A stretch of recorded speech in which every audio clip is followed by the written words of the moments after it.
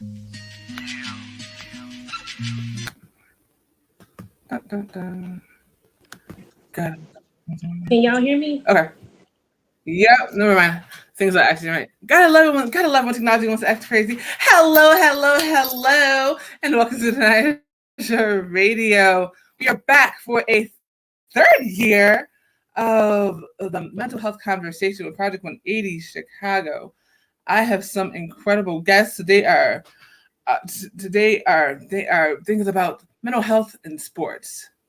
And what part of the game is this?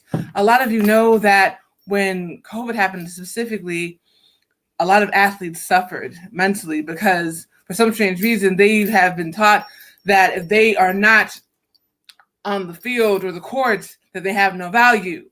So because of that, they were struggling like crazy. So I've established some of the most incredible panelists to come on today. So everyone introduce yourself. Sunday, can you please go first? Yes, I am Sante Harris. I'm from the greater DC metro area. I'm an education consultant dealing with sports and academia and letting students know that you're an academic athlete first and what that value actually means. So, tutor, counseling, SAT prep, as well as college tours and college admissions assistance is my specialty. Thanks for having me. Adrian, go ahead. My name is Adrian Lunsford, former professional football player. I currently have a business that is in the recruiting for high school athletes to obtain college scholarships for men and women. And I'm glad to be here. Thank y'all very much. Absolutely. Ms. Casey Bizbos, go ahead. Hi, I am glad to be back. Last year was so wonderful. I don't even know if we can top last year, right? But I guess we can try. I'm Candy Conda. I'm a Hall of Famer and CEO of Life After Sports and Athletes Who Give. And I am from Chicago, my Chicago people. But I currently live in Las Vegas. And here I consult with, I'm the brand agent for 2 NBA players. I have a women's football group that is starting up soon and professional women's football. And also, I work with just, a lot of different people here in Las Vegas. I curate a lot of events here. I cover a lot of events. I'm at everything. If it's happening and it's sports related, I'm normally somewhere in the middle of it. And that's it, me. Thank you for having me.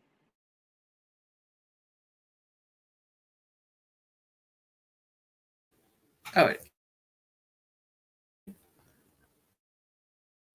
Let me think of it. Dr. Rosen, go ahead.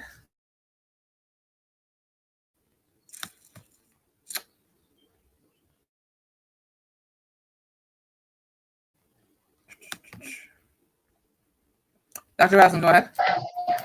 I'm sorry. I was so loud. I'm sorry, my mic was on. My mic was off. Go ahead, Dr. Pointer. No, go ahead. Dr. Ricky. I am Dr. Ricky Pointer. I currently live in the Pensacola area.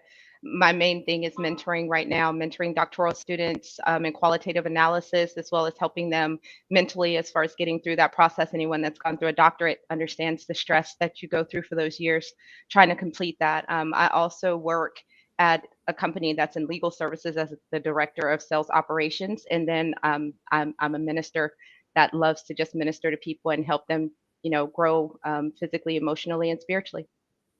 Awesome. Hello.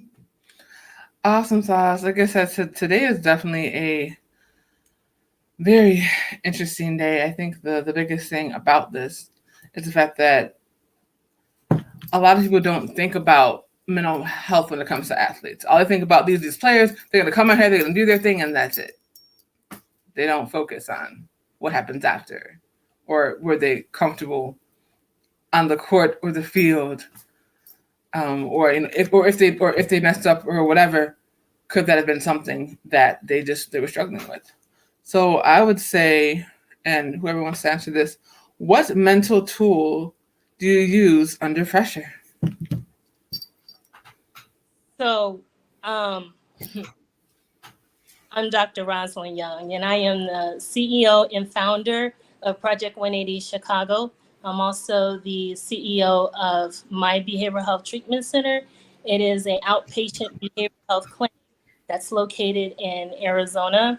I've been in the mental health and addiction field for over 13, 14 years. And so, I appreciate all of you guys chiming in. This is a very, very important topic. I didn't realize how, I didn't realize how prevalent this topic is. And I hope that, with the combination of us, that we'll be able to provide some really good feedback and answer, some questions to out there. Thank you all for being here. So let's jump into the first question. Go ahead, Ms. Danielle. Definitely. So, what mental tool do you use under pressure? Anyone can answer that. So, one of the things that that we do, or that I teach my clients to do, is the breathing technique. When you're under pressure, your mind goes in different directions. Your anxiety flares up, and you tend to make decisions that may very well impact you, not at that moment, but it can impact you later on. So instead of, going through, I tell people to take a step back and breathe. Do the 10-second breathe. In your nose, out of your mouth. In your nose, out of your mouth. And your heart rate tends to decrease. And even, for myself, the breathing technique is one of the best techniques that I use when I'm under pressure, and just take a step back. Okay, awesome. Dr. Rickett?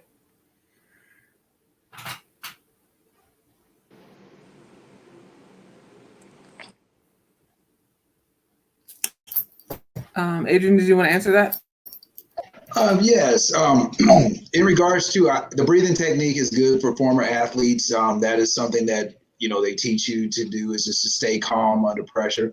But one of the things that I teach the athletes that I train is we talk about being able to, as an athlete, you have to be able to turn it on like a light switch. You got to be able to go out, and you got to be ready to perform. And people want, especially playing football, they wanted it to, the game has changed a lot now, and it's not as violent, but you're still playing a violent sport. You're still competing to try to win. And at that point in time, you go into, athletes, and I'll just speak on myself. I would go into a dark place because I knew, like, my mind, I would go into that place that was going to take me there. That was like, I'm out here fighting for my life. And that's how I looked at it. But after the play, I had to be able to go to my happy space and be able to say, okay, this is why I'm playing the game. And I always used to tell myself, and I tell every athlete, to get them one little thing that means something to them that they can say at any point in time, and it'll make them understand where they are. And mine was just, remember the hard work, play every play as though it's your last. And after every play for my entire career, that was what I said. Like, when I broke the huddle, when I tackled somebody, I got up, because I never knew when my last play would be. And so when you talk about the mental health of an athlete, being mentally strong is what everybody takes for granted. Everybody thinks that, you're going to be mentally strong. You're going to be mentally strong. But there's things that happen on and off the field that just takes us to that place. And, like Dr. Rosalind said, you got to be able to breathe, stay calm, keep yourself under control. And that happens in the game. And you got to be able to go turn it on just like that and go into, play mode. So Definitely. And add to that, it's not a quick fix thing either. It's a process that you have to practice on a consistent basis. It doesn't just, like, happens like a light switch or anything like that.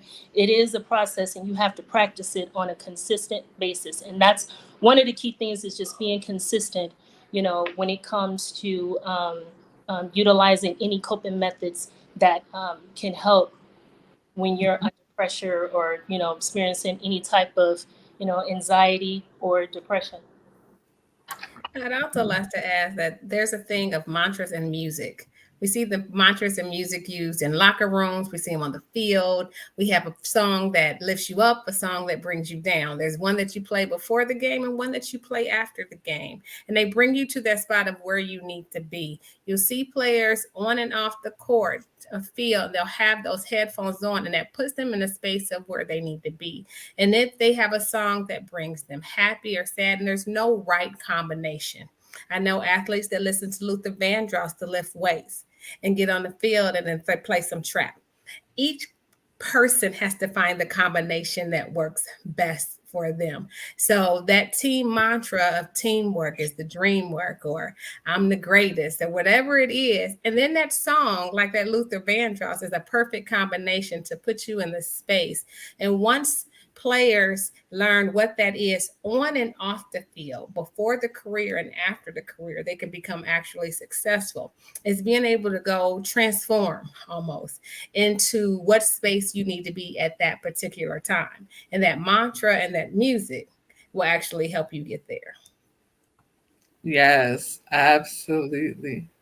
And I wanted to just pipe in with one other thing too. I think that sometimes we also, I know I recently had one of my athletes just went through two traumatic surgeries.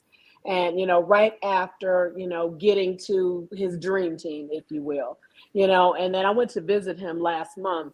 And, one of the things that I always say also is, two things. One is, first of all, you need to get away from social media sometime, because if you're looking at everything that everyone else is doing, believe it or not, social media can really kill you. You know what I mean? I mean, really mentally, physically, because you're looking at what you used to be or what you were able to do last week or last month, or, and everybody else seems like everything is going good when one little thing can be happening to you. It looks like everybody else's life is wonderful.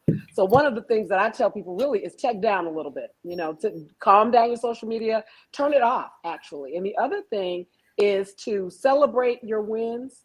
Take some time for yourself in the morning, whatever, quiet time, and celebrate. Ask yourself, what 3 things that you accomplished? Because a lot of times we're so hard on ourselves about the things that are going wrong that we don't celebrate the things and if you have to tell yourself every day, if that's what you need to do to pipe yourself up, because believe me, that will change your attitude when you're down. I mean, I have to do that myself sometimes. So I kind of deliver that.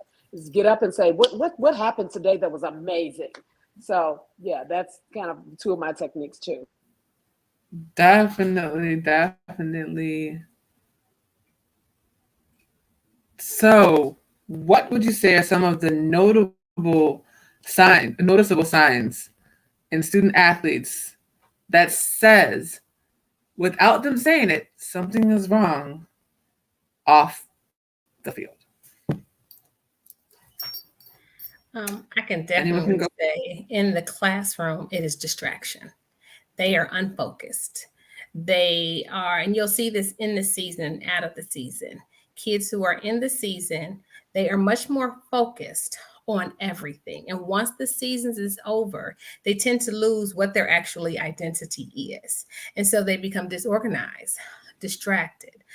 They may become more reclusive if they didn't have a good season. If they're a senior and there hasn't been that call from a college that says, yes, I want you, you begin to see isolation in them. It's just a quick personality change. Sometimes it's very subtle and sometimes it is more severe. So you have to pay attention to who the player is. And honestly, you as a non-parent may notice it before the parent, because kids can put on great faces. Adults put on great faces. We're all great actors in that respect. And so it can be a little key in how they did something one day to then it automatically switches. And that's your key, to just give them a question and say, how are you doing? And maybe you'll be the one that they'll actually open up to. Okay, definitely. I have a question for Adrian and Sante. Do you notice a change in their behavior? Aggressive, physically aggressive, verbally aggressive?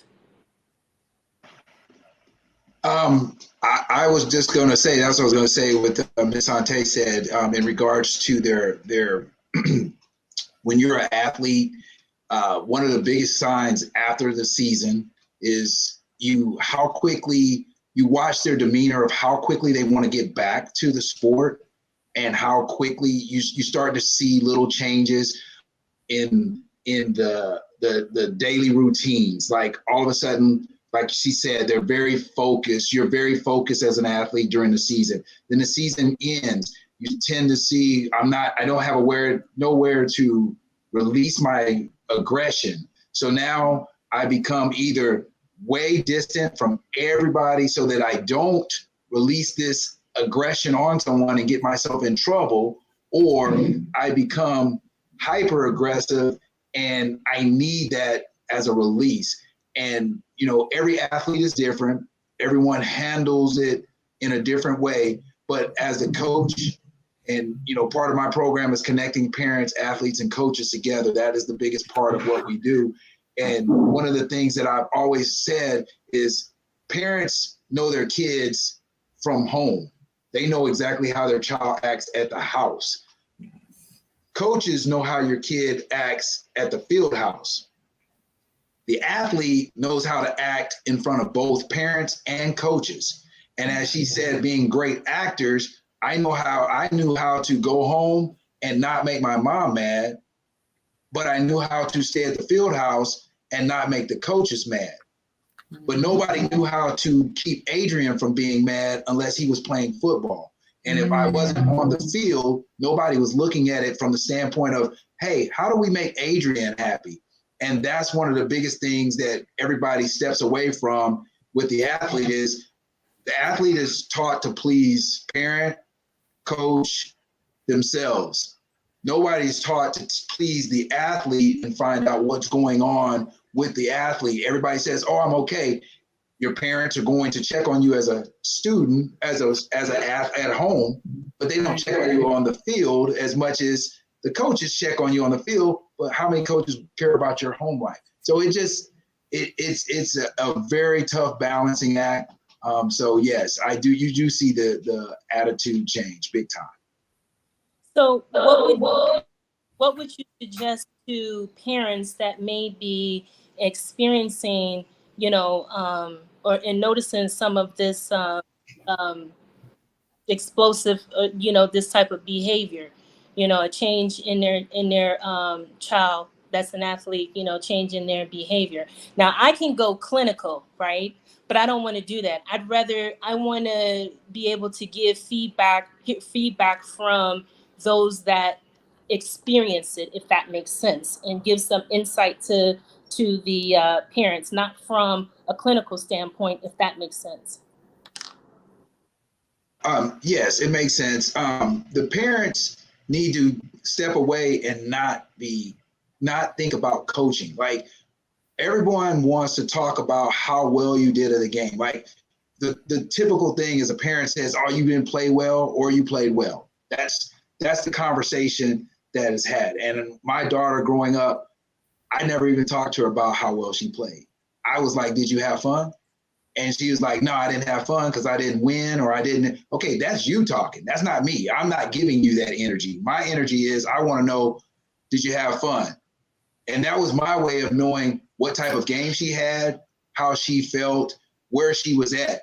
And it worked out good, over the long haul. At the beginning, it wasn't so good for me because it was like, hey, did you have fun? No, I didn't have fun, and she didn't understand where I was coming from in my thinking as a dad.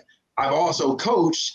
And so from a coach's standpoint, the first thing you measure your success by is the wins and losses.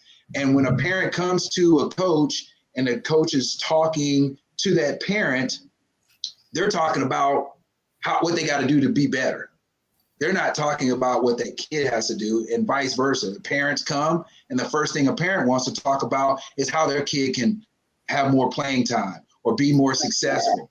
No one is thinking on the level of where's the athlete at. And that is probably, as Ms. Conda said earlier about the social media, everybody doesn't think about the athlete. And so we blast out everything in the social media.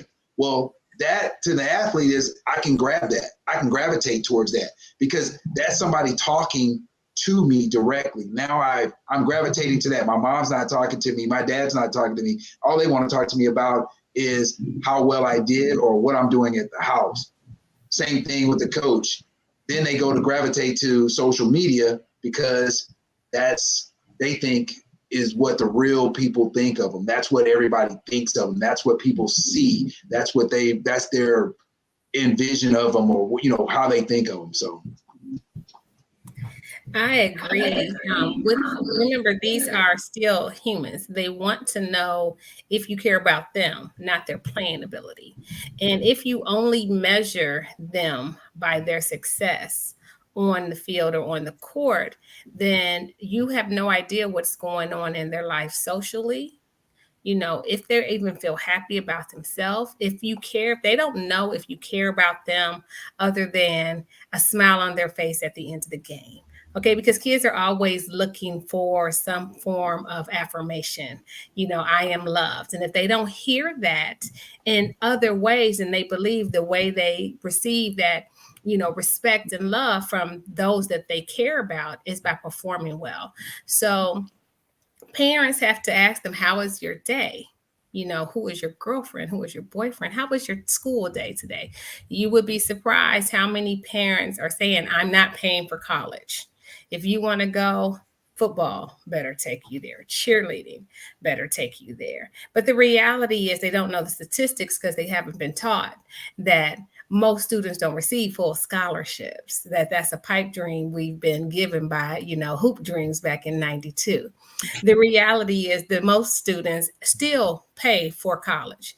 And where they haven't taught them what academics means to that and how socially you may not get the coach of your dreams, that you're going to have to learn socially how to deal. So no one's developing the entire person. So from a parental point of view, it's how can you develop a child that can perform socially, academically, and athletically? It takes all three pieces. You're not going to have a Walter Payton if you can't smile. And so the parents have to be taught that your kid is fantastic, even if they don't make it to the next level. And then the kid feels loved and they love the sport and not just love to be cheered on by the sport. Absolutely. And Kim, I wanted to add one other thing, and this might be in the form of a question to you guys as well. How do you think COVID fared in some of those students who, and the only reason why this is a question is because I experienced it in the students that kind of lost their eligibility during COVID, who thought they were going to get a scholarship or, going to go into a major college and a lot of their dreams because they were seniors or maybe juniors in that last year. I don't know, Sante and Adrian, did you guys, have to, because that was devastating for a lot of parents and students. It was heartbreaking for students in college and in high school. You didn't get to play for 2 years. And part of your daily routine since you were 5 is to go to somebody's practice, to do this with a coach, from soccer to track to football to whatever. And all of a sudden you're stuck in the house for 2 years. Now I'm a senior and I didn't get a chance to win a state title. I didn't get a chance to do these things. And so they're crushed. And now they're trying to figure out a world that doesn't exist. And this goes for the kids who received a scholarship but need to work out by themselves at home to continue it. Because when they come back, are they still scholarship ready players? And so for a lot of coaches, it's been bringing an input of mental exercises in to bring back confidence. Because remember, you don't have a team if a person haven't played for 2 years. You have a team that is drastically not performing well. And how do you motivate them without killing them spiritually and physically when you know they should be at a different level? But COVID hurt the coaches, the parents, the players. It's really building a community back because people are still scared to allow their kids to play. People are still scared to come to the games, and players are still scared on what am I going to be able to play at a big school, at a small school, at any school. So the whole pandemic has almost changed how we motivate children to get to the next level. Because what if this happens again? How do we keep them motivated when they're not in our sight? Virtual trainings don't work that well. And what if the kid doesn't have the equipment to virtually train? So it has made a lot of school districts, public and private, rethink what emphasis we're putting on different aspects of the sports game. And I just like to real quick on that. We actually, what you just said touched on, and that question is exactly what we're trying to do. On June 10th, we've actually put together, myself and one of my teammates that I played with, we put together to move the transfer portal. We're trying for the college kids, because those kids got stuck in that transfer portal, and everybody's seen it as, oh, we got kids in the transfer portal. But no, I deal with high school kids, and I got to see what it did for the high school seniors, because now you can't get, even though scholarships are limited, now you really aren't getting a scholarship, because a coach would much rather go to a transfer kid that's been in college for a year, even if he was going through COVID. He's been around programs. She's been around programs. She knows what's going on. He knows, whatever the case may be. They know how to maneuver on a college campus. So it was like a high profile JUCO system, because now in JUCO, junior college, you have to graduate. So now you got a kid that went to school for 1 year. They're glorified high school kids in the transfer portal. So we're trying to move some of those kids out of the transfer portal around, get them out of the transfer portal, so that coaches don't have quite the selection, so that the high school kids can move, because it's bottleneck right now. And to be honest with you, the further it goes back down the funnel, the less equipped a high school kid is to deal with the mental challenges that they're going to deal with of not getting a scholarship, not seeing success. A college kid is going to have to deal with it, but being on campus for a year or two, you really find out that success is not what you thought it was. In high school, everybody loves you. Everybody cares for you. You get to college, you find out that this professor don't care, this one does. This person or coach cares, this one doesn't. Looking for the next job. You know, you don't have your mom and dad. You don't have this. So it's going backwards, and it's affecting the kids that are in high school, their parents, the kids that are coming up below them. So we're trying to move the bottleneck so that it doesn't affect the people that can't mentally take it, because that's what's happening. Definitely. You know, and so this is mental health with Project and sports with Project Nate Chicago.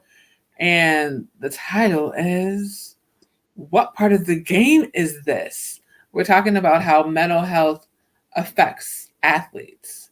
And I think Candy brought up a really amazing point. If you talked about social media is really tricky, because on the one side, it's great because you get to connect with all these people and you get to talk to all these new people that you never would have talked to before. But on the flip side, it's you connect with these people that you've never talked to before, that don't know you for real, see you on a reel or a video for 10 seconds and think they know you and think they can just come at you any other way. And so if you are not perfect, they want to point out every single little thing that you've done, that you worked your whole career for. But they saw you for 10 seconds and now you're a horrible person and you're this and that, and they're spreading rumors. And really? Don't get me started. But talking at that point, so in general, silent but deadly is a statement that we hear quite often. How does this statement relate to mental health in our young and professional athletes? And how do we know if we don't know? Or is it that that they do know? They do know the signs are there, but they choose to ignore. So basically, it's basically talking about how we were talking about earlier, how most athletes aren't going to tell you something's wrong. You kind of just got to figure it out, because they're so used to being tough and putting this face on, and you know, especially if they're the captain. Like I think those are probably the athletes that people really don't understand that pressure. When you're at the top, you can't make a mistake because everyone knows about it. Everyone wants to point it out, and you can't show emotion because you're the quote unquote, you're the leader and you're supposed to be perfect and this, that, and the third. So I know, Adrian, I know that you have to lead. Did you want to answer that question about the whole silent but deadly piece? Yes. The silent but deadly, as we were saying earlier about being an academic athlete, the problem is that you go on the other side, forget the athletic side of it. You're on the academic side, you're over there. And social media has allowed people to poke fun of you, whether or not you're playing sports or not. So now you're looking for the approval of everyone that doesn't even matter anymore. Like, the difference is, you know, obviously age comes with this and everything. When you get older, you get wiser and you understand what social media, and we can all sit here and, you know, tell, oh, social media is bad, social media is bad. But the kids that are growing up in social media, it's no different than us looking at the newspaper or the news when it was going on when we were growing up. And if you made national news when I was growing up, that was the big thing. You made local news, you were that person in your local town, but no one knew who you were outside of that. So you only got the criticism that was right there in front of you. Whether you were an honor roll student, you know, everybody wants, if you're an honor roll student or a valedictorian, you want to stand up in front of everybody and let them know. Everybody knows that you're that person. That's what you're supposed to do.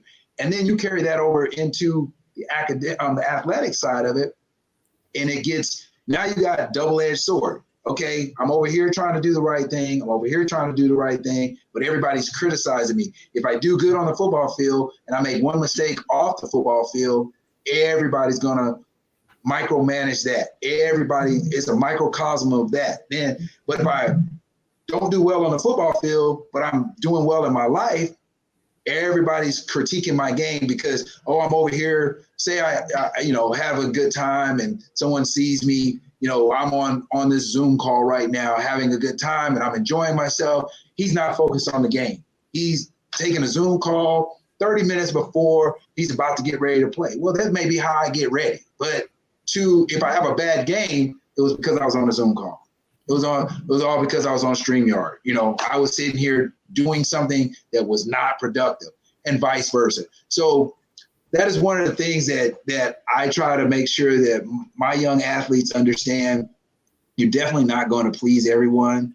And you have to find your mental space that you're happy with. And you have to stay in that happy zone. And you have to remind yourself more so than ever, even if you took your own social media, and I told them to do this once, but you know, they didn't listen. They were like, Coach, you're old school. You don't know what's going on. I was like, hey, post your own feelings back to yourself on social media so that you can have that out there. And then you'll be able to see it and reflect on it. They're like, yeah, but I don't get likes. I understand. So I got it from the kids and I understood it, but I was trying to explain to them, post your own feelings back to yourself so that you're scrolling anyway. That's what you're looking at. You're looking through that. And when your own feelings pop up, you're like, oh, I was thinking that earlier today. And I remember when I was in a good place with this and I was this, and it'll help take you back there. But I couldn't convince them. Before you get on out of here, I just want you to introduce yourself. I'm not going anywhere. I'm going to stay. I'll be late. I'll be late to my other meeting. I text them and let them know I'm gonna stick around. So I really appreciate y'all. So I'm gonna make it happen. That's what. See, I love it. But that's what we talk about. That's that dedication. That's that. You know. That's what sets people apart from people that say they're gonna do something and actually doing it. He came in last minute and he's coming up, showing out. That's exactly what we love about this conversation that we have each and every year at Project 28 Chicago. This is the Mental Health Awareness Month, and so I'm glad that he was able to join us. So Untitled, what is your thoughts? Yeah, I definitely agree. You know, the issue with our athletes is you can't really put them in a box. And so teaching them to love themselves in every way is very important. And as a society, that's not what we've done. We measure by by trophies. We're in the era of the participation trophy generation. Give me a medal because I was there. Give me a certificate because I was there. And so failure doesn't teach any lessons. And so failure means, oh my God, something's wrong with me.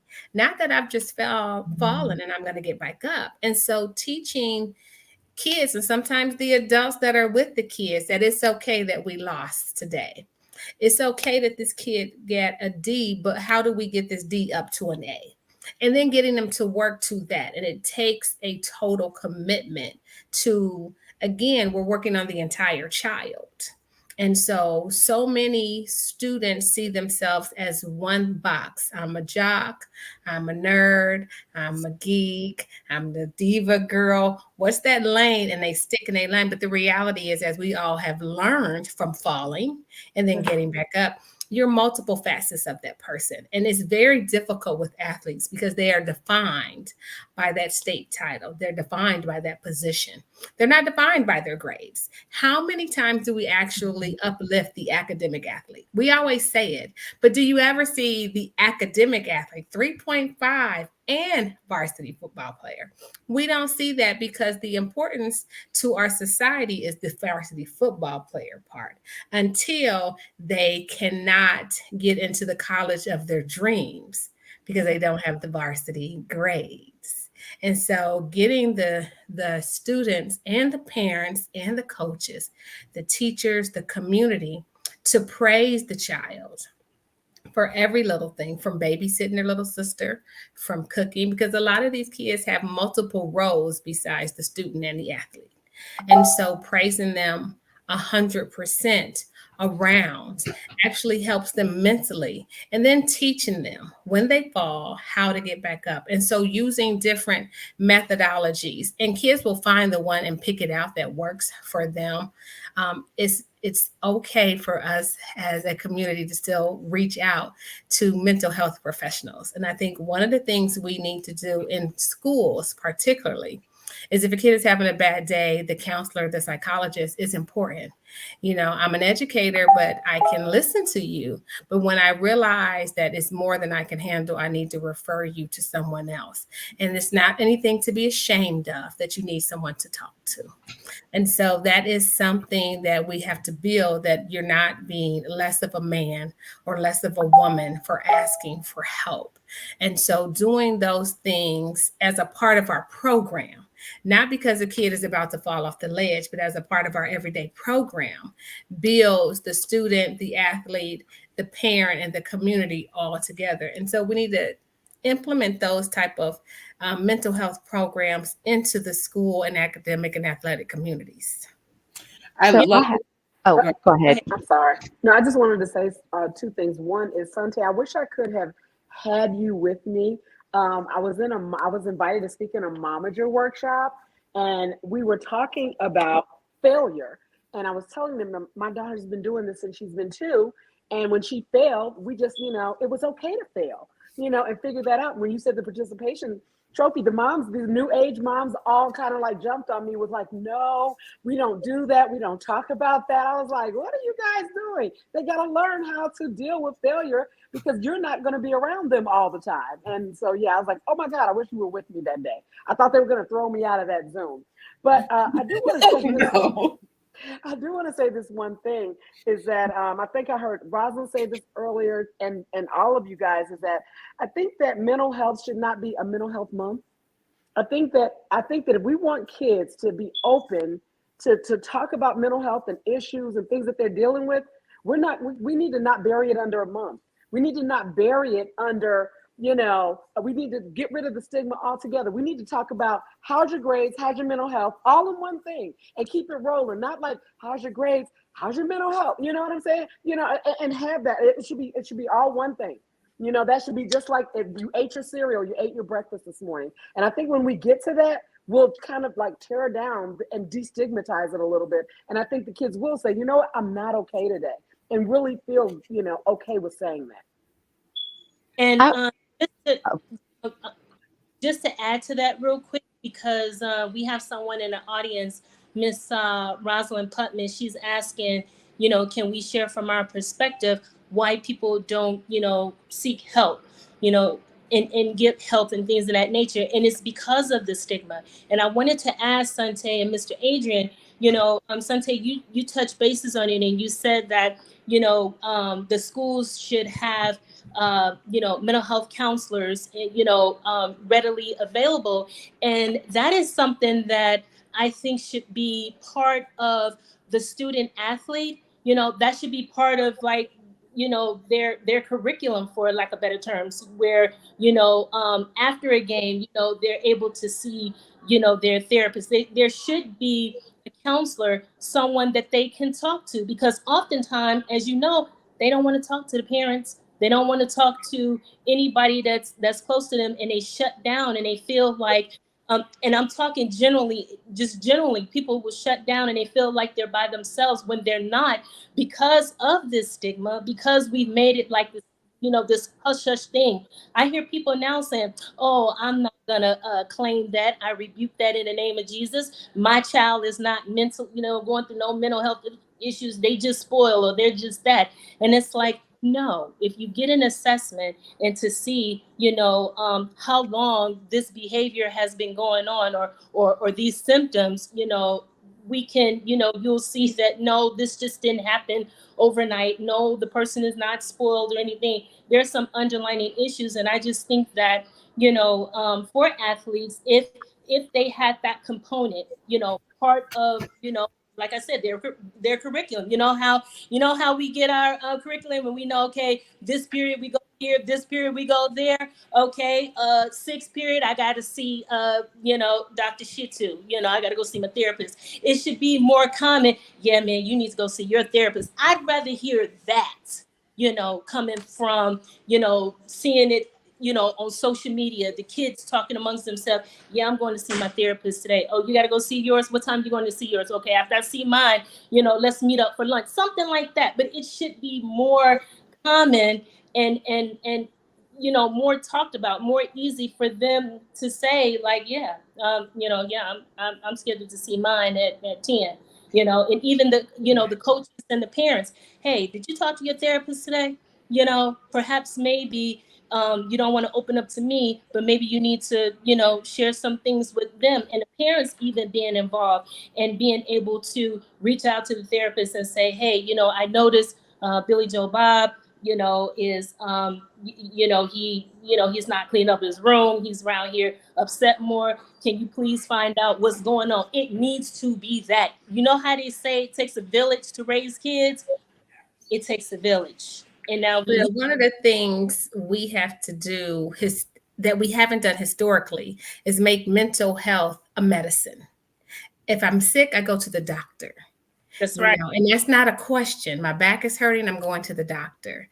And I trust the doctor. But when we say a disease that is mentally, whether it's something that can be cured because it's seasonal, because of a trauma or stress that you've been through, or just every day, I need someone to release to. Somehow, mental health means crazy, not means preventative medicine. And so taking away the stigma that was lashed by the unknown. Psychology is still a relatively new term to humans. The disease of the mind means crazy. Send that person in the back of the woods, something's wrong. But it just means I need help. And just like we used moonshine to make cough syrup 100 years, we've gotten over and realized that was wrong. And so we go to a doctor. We haven't realized that the best therapist is the one who is actually trained to be a therapist. Yes, I still need my girlfriends and my husband needs his boys, but sometimes there's someone that needs to be specifically trained. And we as a culture, American sports culture, especially Black culture, do not believe in telling your business. You keep your business to yourself and you deal with it because I'm a man. Dang on it. We all know that explodes eventually in some way. And so getting coaches retrained, parents retrained to teach their children that it is okay to talk to someone with a doctor behind their name about how you're feeling, that it doesn't make you weak, that it still makes you strong to admit that I need help emotionally.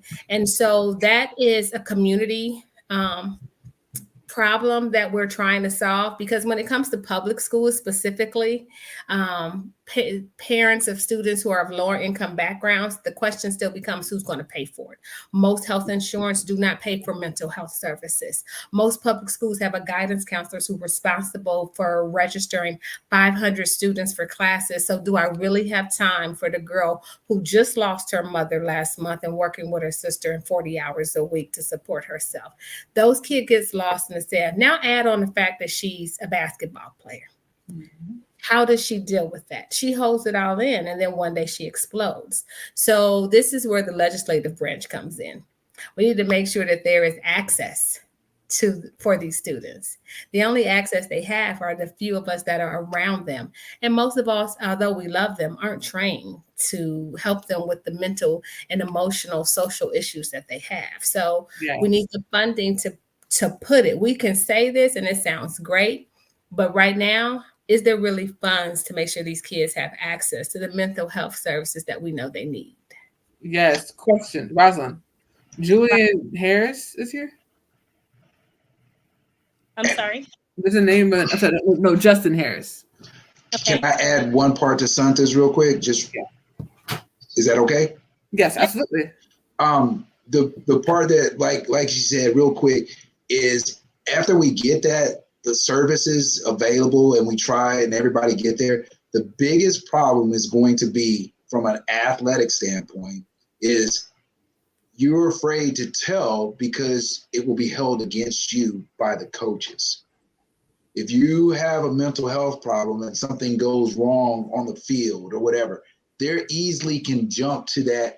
And that's why people don't want to talk about it. That's from an athletic standpoint. You don't want to say anything because it's going to be held against you like, oh,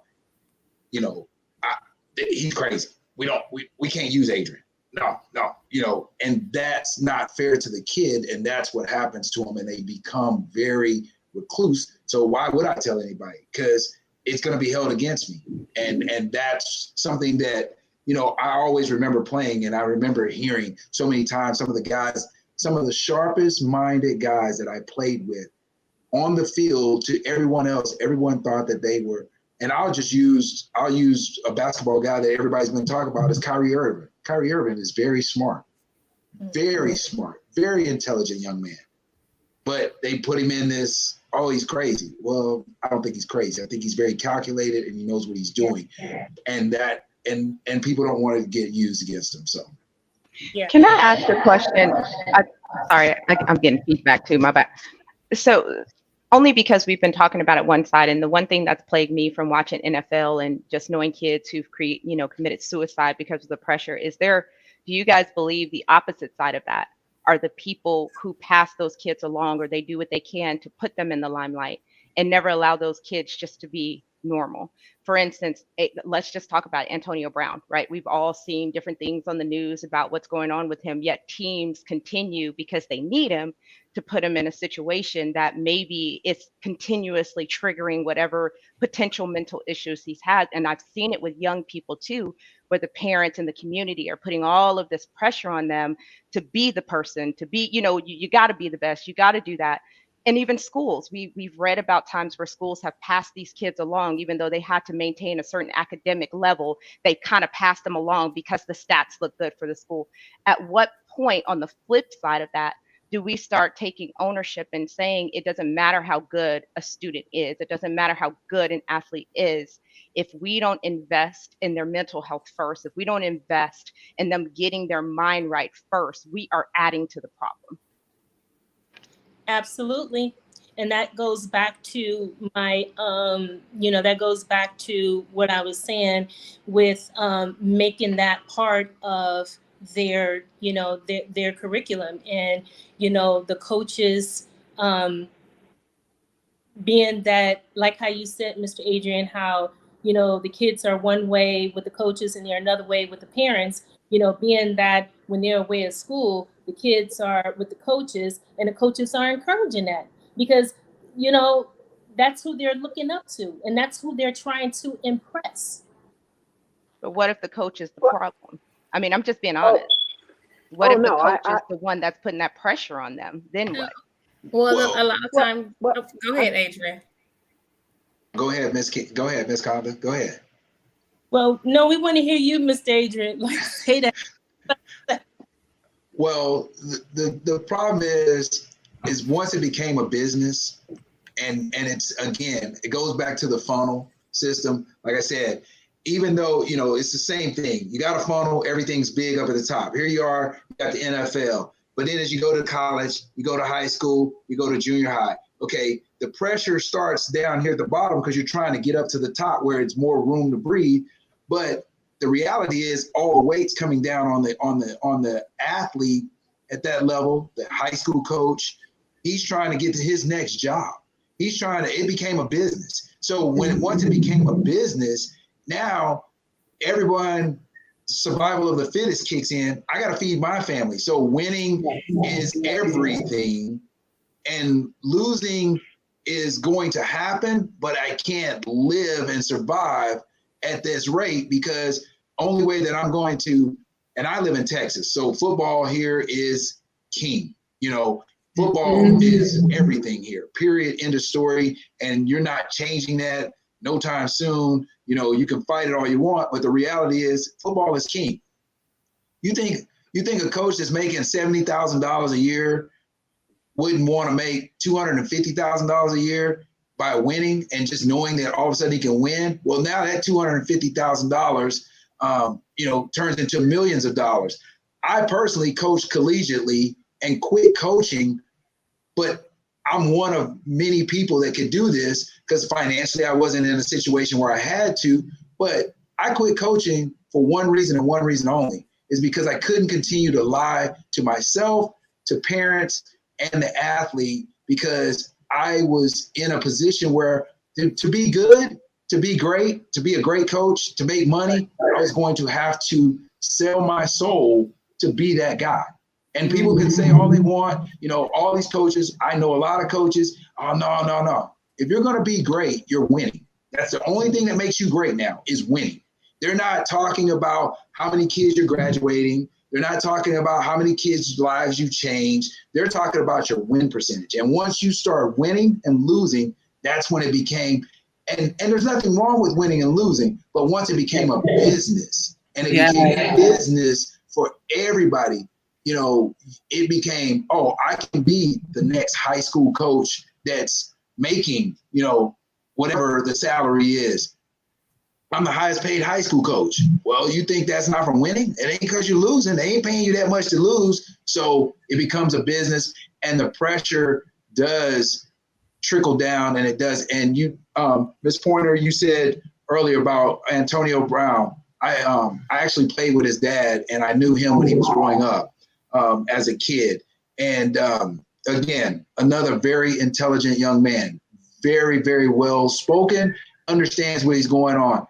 He acts out of the fact that no one wants to hear him when he has something to say.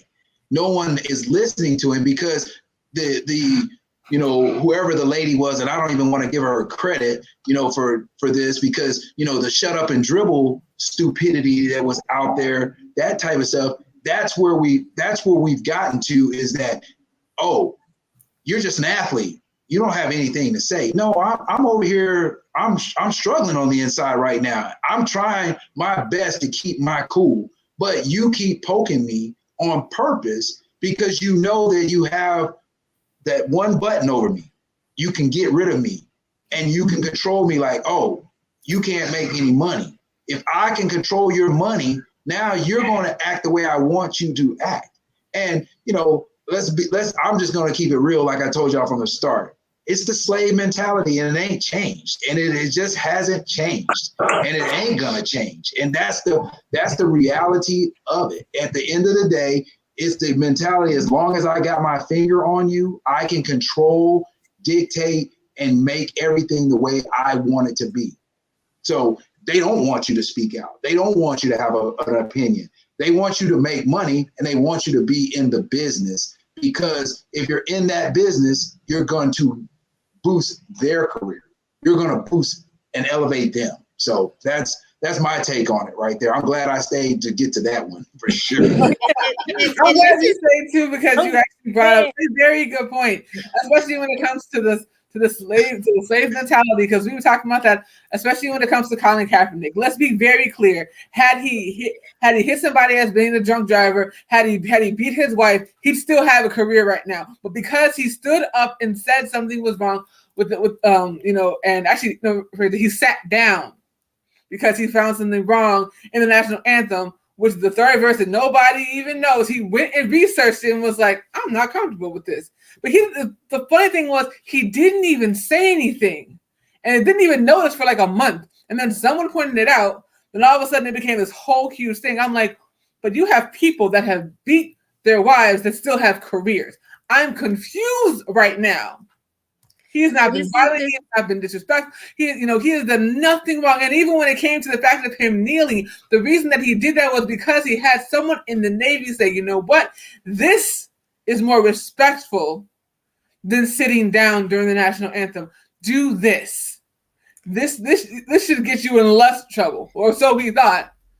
And it was so crazy, and I'm so glad you touched on that, because because I remember I actually watched Colin Kaepernick's documentary, and that's the first thing he started off with was look at how the athletes are judged compared to the way they judged slaves back in the day, with their size, with their strength, and all of that.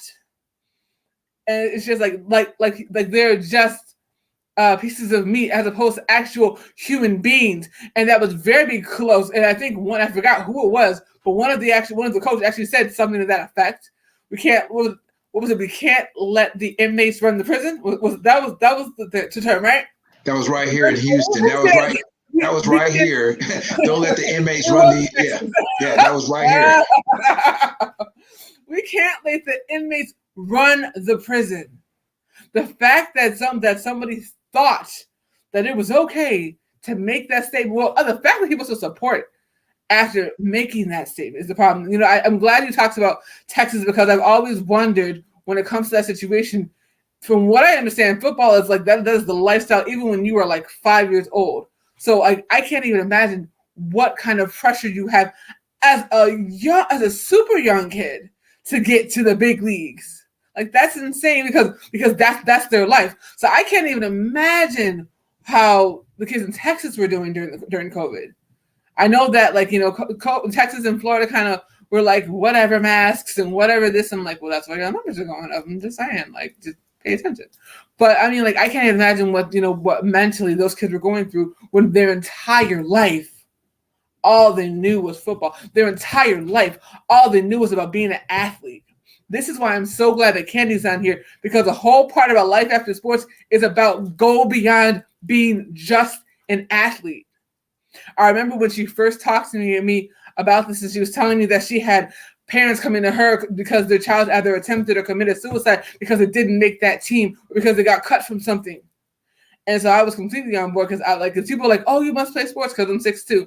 No, I don't play sports. I've been a dancer, a singer, I've been in theater, but sports, I tried volleyball for one semester and I sucked, and I was mad my friend made me do it. And so I was like, so everybody's like, you must play basketball. No, that's not what I do. My knees are bad. They've been bad since I was born. Sorry, not the sport for me. But it's that misconception. And I've even gotten in trouble in school because coaches thought that I have to play just because of my height. I'm like, but I can't play if I can't. How is that? How am I helping you if I can't play? You're just doing the illusion. Oh, you can do X, Y, Z. And so coaches literally got upset about that. And it failed me because of that. And it's crazy. And and when it comes to certain players and that whole thing, that whole piece about shut up and dribble, that was so frustrating. Because my thing is that, so these players aren't basketball players 24/7. So they're not supposed to have an opinion. They're just supposed to go out on the court and perform. That's it? That's all you think they're worth? But isn't that the history of American sports? We can go back from Muhammad Ali to Jim Brown. This is what American sports are about. You are a piece of property to me. And so when we teach the children early that you are not just someone that has a fast speed time, then we increase their worth. But we let's keep it real. We have a multi-generational system, and boomers have a different set of ideals versus the Gen Xers versus, and so as we begin to change, things won't continue to change until we take actual ownership and then funnel it down, like Adrian was saying. Because if you go to a Boys and Girls Club field right now, you're going to see some dads going ballistic over some kids playing football wrong and some too big shoulder pads and a too big helmet, screaming, hit, and don't know how to completely do a correct 3-point stance because they think that 5-year-old is going to make it to the next team. So until we teach them that you are more than just a speed time and that there is life after sports, because kids only see the mountaintop, knowing that 3% only making up that 3%. There's only one Deion Sanders. Like, I need you to relax. What are you going to do after that? So this mentality is American history that just needs to be told and changed. Absolutely. So this is the question of all questions. So it's like, we know all of this. What do we do to curtail it? Where do we begin to, change history? I mean, hey, they around here talking about taking away Roe versus Wade. But what you're doing is telling it. This conversation and having it is telling it. You would be surprised how many parents, because they haven't had exposure to this, don't understand that the pressure to play could be really hurting their child. And so these conversations with the coaches, with the parents, and with the children, all separately, because no one has to feel pressure to perform. Now, the college system, I don't know what we're going to do. That's too much money in the making. Well, you got to start with the youth sports, youth parents, youth coaches. And it's got to be a mentality that starts there, because once you, like we said, I was raised one way because I only knew what my mom taught me. I didn't have a dad. I played sports. Coach told me that you had to be violent to play football. So that's what I thought. My mom taught me, don't ever hit a girl, ever. No matter what goes on in your life, no matter what, don't ever hit a girl. So for me, I understood how to be violent, but never put my hands on any woman ever in my life, ever, and I understood it because I was taught at a young age, and it carried with me all the way through my life, and I told my daughter, her husband, I said, I got one rule and one rule only for you to understand. If you ever put your hands on my daughter, I will kill you. Other than that, I don't care what y'all do. That's it. End of the conversation. I don't have to have a talk with you about how to be a man and all of that. You put your hands on my daughter, because I don't put my hands on my daughter. So why would I expect you to? And that was the end of the conversation. But I say that to say that if we teach it young, it'll continue to stay in our heads and all of that. And people can talk about not having this and not having that. But no one wants to start at the youth because there's no money involved in it. Ooh. And that's the reality. There's no money involved in the youth. I mean, like I said, NFL. Why do you think the NFL went with breast cancer? Not because it's important. Women started buying all of the consumption of everything that's going on. So if I put out breast cancer, all these women are going to buy. Well, guess what? If my wife buys her a breast cancer jersey, she's got to buy me a jersey too. So now we've got 2 jerseys that went in the household. Men aren't going out buying their wives' jerseys and saying, oh, I want you to wear this to the game with me. No, not happening. Vice versa. So when it goes to things like that, and we can't get to the money of the youth sports, there's no money involved in youth sports. So it has to be, like Ms. Santa said, we just have to keep spreading the word and not be afraid to spread the word. Because at the end of the day, somebody will say, oh, we're on this platform. And then you got the people out there that go, oh, we got to count how many views or how many people. No. The message was said. Yes. It'll be heard by who needs to hear it. And it'll be passed to who needs to have it passed. And when that happens, that's where we'll be at, and that's why we got to start at the youth, because they're going to spread it. They'll spread it. it'll get spread. We can't start at the top. I promise you that. I know everybody wants to, but it ain't gonna happen. You got to have this 6-year-old that realizes when he gets to the NFL, this ain't right. This ain't right. And, you know, and you have enough of those to make that change as time goes on, and you start to see the change. And, you know, it may not be in our lifetime, but at the same time, we can see the change. You know, you can see the growth. I mean, who would have thought that football would have went to concussion protocol?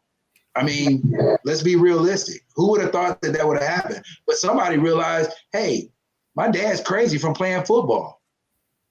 My dad got crazy from playing football. He has nightmares, you know, no different than somebody going off to war. So they started figuring out these things, and it started from the bottom up, like, hey, we got to fix, can't have these kids running around, like you said, with too big a helmet, too big of shoulder pads. Can't have these dads that don't know anything about football but want to coach their sons because they want to see them progress. But you can tell if a coach is really real, if a coach stays at the level after his son graduates to the next level. Every coach, if a coach wants to continue to follow their kid all the way through the program, that's not the coach for my child. If you're going to coach children, coach the children.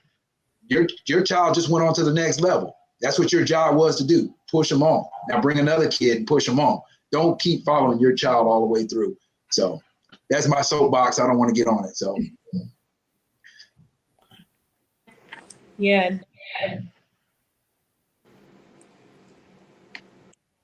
Man, it's so crazy. Go ahead. No, I was gonna say, I want to go back. You had asked me a question. Was there someone in the audience that's listening? You said a name. You said Justin. Justin Harris actually came to backstage. So I was trying to figure out if you had originally given them the link or what the situation was.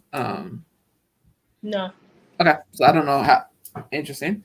That's why I was like, I'm like, you don't have a picture, nothing. I don't know how you got this, but we not even playing them games. Thank you. I'm like, they playing a game. They trying to play a game. Can't give me. It's just very interesting to kind of touch on that. And I think the biggest example that we've had, and the only time they've really been conversations, is around when Naomi Osaka refused to take interviews, and when Simone Biles left the Olympics. Simone Biles is a really tricky subject because of the fact of everything that happened with the USA Gymnastics and their lack of caring for their athletes. Let's be honest, because that situation was disgusting. But what was so crazy, what I did not like, was the way that the media portrayed Simone after the incident. I was like, wait, she still came and she still came and played for y'all, even though she doesn't trust you. And now she's just saying, I officially don't trust you, and I'm done. But she still came back, got the silver medal. But she was like, I can't do this. I messed up. Y'all didn't protect me. I think that's been my biggest thing, is that when it comes to these athletes, where are the people that are really looking out for them beyond just the dollar sign? And that's the biggest problem that we have right now. And so when it comes to the situation when we have the NIL, although it is phenomenal that college athletes are finally able to get funding for, for the work that they've been doing, because let's be clear, the college has been banking on it for years and leaving the athletes out in the dust. Now it is another added pressure, and how does all of that work? And are, along with them getting the funding, are they giving them mental health options along with that, to have somebody? Are they having somebody that's in finance coming to them and showing them how not to blow it all and put stuff all, and put all your money on Instagram, all those kinds of things?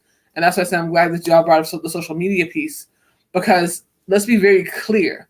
Social media, especially when it comes to Instagram, TikTok, all of those things, the majority, people show you what they want to show you. Everything is edited down to what they want you to see. So this whole misconception that everything is great, everything is awesome, If anybody ever saw that movie, the Lego movie, when that song was going on, there was chaos happening in the background. Everything was really not awesome. But that was the perception that was being shown. A lot of Instagram is that everything is awesome mentality. That's the perception of what's going on, because all of that is edited. All of that is fake, even down to some of the lives. Because some people are kind of changing their backgrounds. This and third, there have been things that people talking about some like videos I've seen, like people talking about hopping out of a plane and the doors closed. We're like, wait, what? Those kinds of things. There's so much of it's all a perception. So teaching these athletes that you can't focus on that because everything that you see isn't real. Well, I think that Naomi and what's my girl who does gymnastics? Simone? Oh my gosh. You know, Biles or yeah, Biles. Mhm. So it's interesting because you know, Dr. Roslin asked, what can we do? If we got more at the top, to be honest, like them, because they started something. Nike started supporting mental health. When they came out and they said, I'm not doing it, I got to get my life in control first. You had a whole world who, oh my gosh, you're weak. But then you had some people who stood up, famous people who stood up, and they were like, good job. More of us need to be honest with ourselves and say, you know what, I'm not ready to do this, and you're going to have to give me the time to do it. And when I'm ready to come back, I'll come back. I think because we keep saying start here, but you hit a solid point, Denia. Social media. So if we know that social media is kind of this platform that's influencing so many of our young people, I think situations with Simone Biles and Naomi, and I think it was another gentleman that came out to say, hold on, it's okay for me to say I can't perform because I need to get my mental health in order. Maybe if we had more situations like this where we were bringing in more of the stars who are not afraid to admit that, yes, I go through problems. Guess what? My team doesn't know, but I do have a therapist. Because of the influence of social media, I wish it could start at home, but a lot of our homes have been, you know, we're still enslavement. I mean, we are. I mean, there's a lot of fathers still, you got to do this, you can't cry, you can't do any of this stuff. But they look up to these superstars. And for a long time, superstars had to be perfect. But now you're starting to see more humanity in those people that's there. So maybe the effort is a reverse. Maybe getting enough people who are in the spotlight to admit and start talking about this, that those young men and those young women who aspire to be like them will hear that and be like, oh my gosh, I never knew that this $1 million person is struggling with this. Maybe it is okay for me to. And then they can potentially get away from the stigma around their friends and school that it's a weak thing for you to admit that. I think that we have an opportunity with social media to really plug into those who are in the spotlight and get them to start, you know, joining in, getting them to start sponsoring some things, because I tip my hat off to Nike. Granted, I know it's a business move, but that's okay, because at least it's behind something that matters. It's behind something life-changing. They were the first people to get behind Colin Kaepernick. I know it's money. That's fine, but let's use it. Let's use that platform to our advantage and get away with what they do. I don't care what you're doing for the money. You have a platform right now that people are listening to, and then that's the avenue for people like you that have the plugins to jump in there and say, can you do this? Can you come talk about mental illness, you know, to these group of kids? Or can you do a podcast and we can have our students watch it or our athletes watch it? I think to some degree, we also have to hit the top as well. Absolutely, I agree.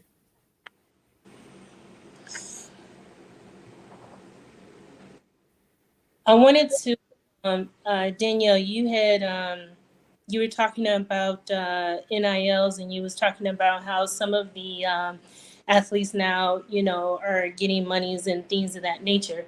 One of the things that I heard Deion Sanders say, and this is something that you hear in the healthcare industry, is, you know, you have to have qualified people in order to deal with, you know, situations such as you know, mental health and things of that nature. And it can't be, you know, family member, the aunt, the cousin, or whatever the case.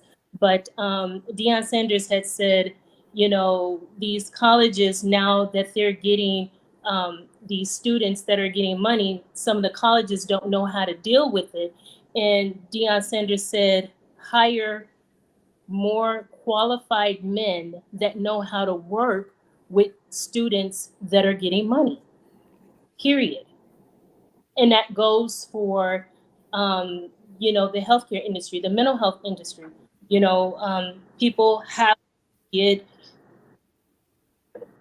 feedback. They have to get help from someone that is qualified that can help them see things differently without pointing the finger and making them feel guilty or bad as if they did something wrong. And not everybody has that skill to do that. And sometimes that sends people over the edge because you have, your mom, your dad, coaches and whatnot, saying things that could be very well be a trigger and send a person over the top.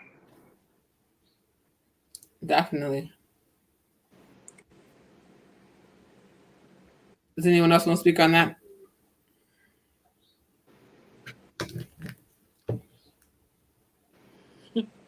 So depression and anxiety look different in everyone. No two people experience the same triggers and symptoms. So why do we try to put everyone in a box? How can mental health professionals and clinicians help to curtail this behavior in order to alleviate or decrease the mindset of this theory? Well, that's 5,000 questions. That's 5,000 answers in one question. You know, when it's all said and done, two people can be diagnosed with the same, with the same thing. It can be diagnosed with depression. It can be diagnosed with anxiety. The key thing is that you can't treat them the same. No two people experience or their depression looks the same. You have folks that, can be smiling in your face, but, behind closed doors is crying at night. How do you know that? You have people that, may walk around and they look depressed. Their hair is not done, the clothes are soiled. You go over to their house, dishes stacked up, and that's not their, normal daily regimen. Right. You can't treat it the same. You can't, try to take one therapy approach and, use that for everybody across the board. It's impossible. You can't. You have to treat each person individually because everyone experiences things differently. And it looks different for everyone. Definitely. Does anyone else want to speak on that specifically? Like how? Go ahead. I'm sorry, was somebody gonna say something? No, you hit it on the head. I'm right there with you, isn't it? Yeah. Definitely. It's a crazy situation because it really is the thing of having the conversations. I love how they said, talk to these kids young. You have to. You really and I think the biggest problem that I have when it comes to the way that students are treated and kids are treated in general, and even to this day, is the kids should be seen and not heard. And when you get kids into that situation of being seen and not heard, they think that they're not valuable. And so now you have these people that are, that they brought their value or they've gained their value from being in sports because, it's the whole, it's not just shut up and dribble, but you can't even say anything once, you can't question anything. You just have to go with whatever is being told to you. I'm so lucky I was not raised that way. I questioned everything. My teachers hated me at some point because I wouldn't just do whatever. It's crazy right now to see a lot of these issues where these kids are going to these different programs and like they'll go into like a program and it's a play about slavery and I'm just like, and you stayed there and watch it the entire time, or they'll play the game of being the slave and somebody else being the slave master, and I'm like, why are you staying there? Why are you not walking out? Why are you not out? See, I'm the type of person, not only would I have walked out, but I would have probably flipped the desk if you even fathom the idea of telling me to do something like that. and I had a mom that would have backed me up and came in and said, you asked my daughter to do what? We have to get back to that point of parents backing their children up when they know their kids are right and the authority is wrong or the coach is wrong. We have to get to the point where where the students can tell their coaches that that's not appropriate. Because that's how we get into the situation that we got into with USA Gymnastics. Because be clear, the parents were in the room when things happened, but they just thought because they were being told that it's nothing, don't worry about it, it's modern procedure. Question everything. Go ahead. So with that, that goes to, this. What role do the parents and the coaches play in the athlete's mental health, and what are some suggestions that we can put into play to avoid that negative impact on the young athlete's mental health? Who wants to take that one first? Adrian. Well, I agree earlier with like Dr. Pointer said, and we can't just start at the bottom. We got to start at the top too. You got to have it. It's got to just all got. And so the parents and the coaches to me all play a big part. That's why I started my program, is because I wanted to connect parents, athletes, and coaches. I wanted the disconnect to leave. I wanted to go away. I wanted to just be that parents are on the same accord as the coaches are on the same accord as the parents, and then who benefits? The student athlete. And that's where it all comes from. How to get rid of it, again, I just think conversations like, these things that are not addressed, what we think is being addressed aren't always addressed. And to hear other people's point of view, that's the reason that I stayed on, and listen. The meeting I got to get to, I know what's going to happen in that because it's something we're trying to build. But this, I don't know. This is the first time meeting any of you, and no matter whether you agree or disagree with anyone on the panel, you get to hear a point of view, and you get to hear where it is, and you get to see how you think about mental health. You get to see how you think about athletes, how you think about coaches, and it allows you to grow. And that's the biggest thing, is that we have to grow and we have to take ownership of what's going on. So, to keep it short, I don't have a 100% answer, but I do think that we have to work from top, bottom, and we just got to keep compressing it until we get what we need to get out of it. Yeah. Absolutely. And I think we need, the main thing is consistency. Yes. One of the things that I see is, we will have these great conversations. They'll even, show, have some shows on TV or whatever the case, but then that's it. Nobody, continues to talk about it or put practices in place, and it's like, this will blow over. And, listening to some of the parents out there that is experiencing, their child, having mental health issues and whatnot as athletes. I mean, for them, it's like, at what point do we start, working towards that change? Like, what is it that we seriously have to do? And one of the things I just say all the time is just consistency. Have to be consistent to the point they just get to, how on social media, if somebody wants you to buy something or they want you to know something, you'll see that thread over and over and over. I think I seen something, someone said, you're going to get tired of seeing this and that because, they're going to blast the heck out of you.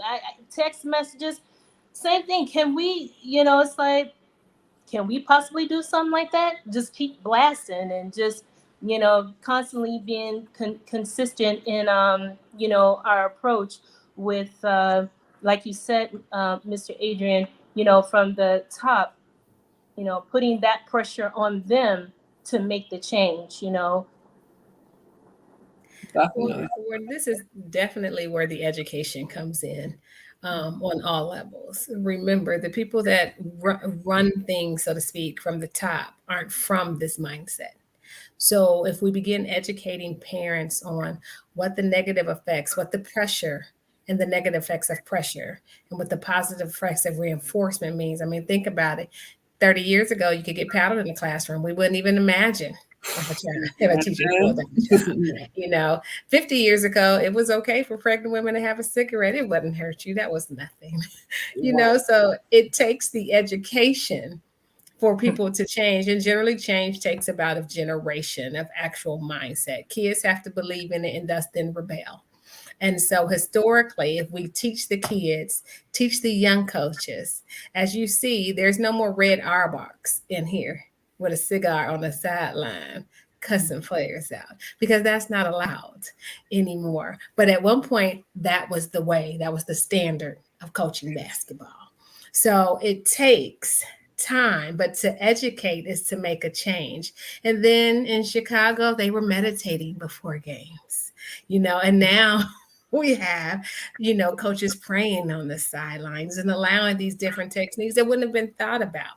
So it just is going to take the constant education of what the negative effects of sports can do to a child in the long run. Absolutely. Make sure you bring that in the program at Martha's Vineyard when we have our event, our mind reset for our student athletes out there. Make sure that's one of the breakout sessions. Thank you. Yes, Dr. Ross.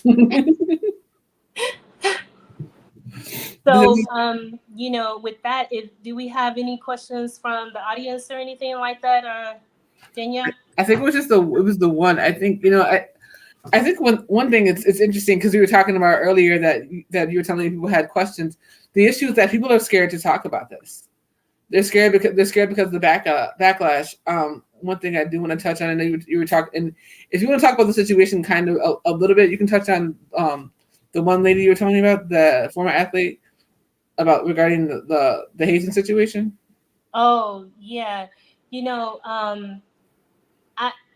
I'd rather for her to tell that story, because she could tell it way better than what I can, and I wouldn't want to misconstrue her words or anything like that.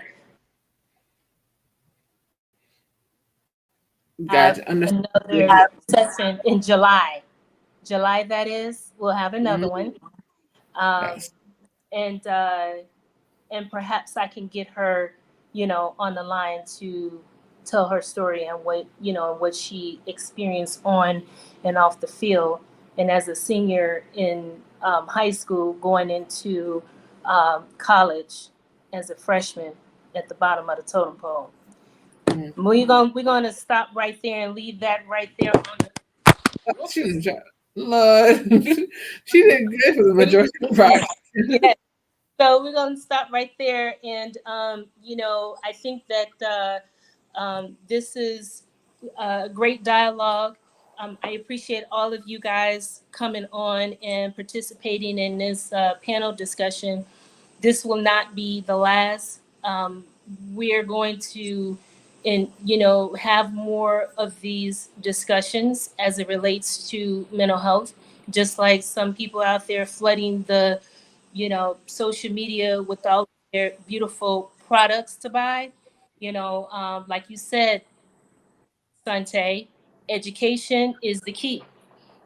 Perhaps maybe we need to have, some of, we need to have some sessions that, that's all about, educating in a certain arena as it relates, to this topic and things of that nature. So I want to thank everyone for, coming on and participating, our viewers, listeners that chimed in, that took time out to listen with us. We hope that we were able to answer some questions and provide some really good feedback. you'll be able to see this video on project180chicago.com, and you can also find on the all the social media platforms, right, Ms. Danielle? Yep. It is On the Facebook, yeah, I mean, on the Facebook page, but yes. Mm-hmm. Yeah. So you can always go back and play it, rewind it, take notes, and you can always reach out to us for any questions or concerns as it relates to mental health and addiction. Anybody that's here that's in the Arizona area, you can stop in, visit our clinic, get more information, and and check out the services that we have. You can go to our website, which is mybhtc.com. And yeah, again, I want to thank you guys. Want to thank everyone. I appreciate you all. If you can please tell us, tell the audience how they can reach out to you if they have questions, specifically designed for any of you guys. If you can do that, that'd be great. And action. Everybody speak at once. All right. You can reach me at my Facebook page, Bantu Consulting, or at Bantu, BANTU consult at gmail.com for any conversations you'd like to have about academics and sports. I can be reached at all social media platforms under BDoc Sports, and that's spelled B as in Bravo, D as in David, O as in Oscar, C as in Charlie, Sports. And you can reach me on any platform out there. And my website is www.bdocsports.com. My phone number's on there, and you can reach out on that number also, and I'll give you that, 713-826-1692. And it's any topic. I help athletes get to college, women and men, but I don't mind talking to anybody that has something to say, because I feel like I can learn something from everyone. So, and you ladies, I would love to get y'all's numbers and all of that. And if I can help any other way, I would greatly appreciate, an invite to anything y'all have, and I will be more than happy to help. So thank you. Thank you. Dr. Pointer, how can we reach out to you? Sure. You can reach out to me to my email address, which is Rickey Ministries, RICKEE Ministries, MINISTRIES @gmail.com. Also, I'm on Facebook under my government name, Ricketta, RICKETTA. Last name is Pointer. Candy. Government name. I love it. Yes, I was giggling. That was sweet. I love that, Dr. And Candy, Life After Sports. I'm just at Casey BizBoss or at Life After Sports on Instagram. It's fine. And to end all of this, my name is Danielle Carey, also go by Danaya Azure. You can follow me on all social media at Danaya Azure, DANAYAAZURE. You can find me on here on YouTube, because I'm streaming live on my YouTube as well, but on Instagram, just everywhere, it's the same. If you missed that, just Google Danaya Azure. The one thing I want to say about this panel this evening is every single person on here brought it. No questions asked. This is such a beautiful conversation because it's needed. Because I feel that when it comes to the media, a lot of athletes do not get a fair shake. And so I'm always happy to be able to provide a platform. And I also have a friend, Walter Rodriguez, who has a sports show on our station. And he talks about sports and mental health, and the reason, and a big piece of doing that is because of the fact that he was a basketball athlete, and so he talks about his struggles and then interviews athletes, and they talk about a little bit about their struggles and how they've thrived through it. When it comes to this specifically, so I work with both Candy and Rosalind, and it was so awesome to had them come together for the first Athletes Who Give, because when I say that was the most magical experience, because you got to see how the former athletes connected with the youth, and they gave real life answers, not the media mess, not the edited, not the RPR company said XYZ. They gave them real life answers. And that's what I love about Life After Sports, period, is that every single time we have an event, that's why COVID was so painful for me, was because we were touring the country, reaching out to athletes, doing things just like this live. And we had to stop. And it was hard because I remember us going to some of these schools and going to some of these community centers, and how the kids lit up because they're seeing somebody that's, that's been on television, that's been in movies, that's been on the field. But now they're here in front of them, and they're trying to explain to them that it's not all glitter and gold. So having this whole mental health conversation when it comes to athletes is so important, because if you are an athlete and you are watching, please understand you are so much more than just your jersey number. You are so much more than just your skates. Make sure that you protect yourself first and foremost. If you need to get off Instagram for a minute because you're frustrated because your team lost, do it. Don't feel bad about it. It is not okay for people to sit up there and get at you because they're the ones that made some stupid bet or whatever, and now they're mad because you made them lose their money. That was your choice. Yeah. We have to stop that. We have to get out of that situation. We have to get out of this, I'm going to just blame the athlete because I made a bad choice.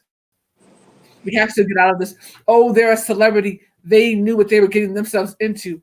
They're playing a game, and they just happen to be incredibly good at it. And they busted their butt to get here. That's what people forget.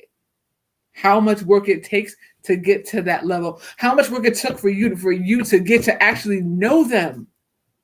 Most of them were working since they were a child, and you had no clue who they were. Thank you, Danielle.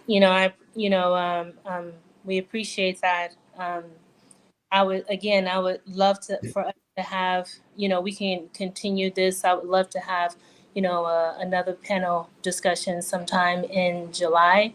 And, we can continue this with some other great things that we can bring to the forefront. Again, thank you guys. I appreciate you all. Thank you for your time. Thank you for those that watch, listen, and everything. You guys have a great evening. Look forward to working with you guys in the future and to keep this going. Thank you again. Thank you. Take care. Bye-bye. Y'all have a good night. Thank you, guys. Bye-bye. Thank you, Mr. Adrian. Thank you. Bye.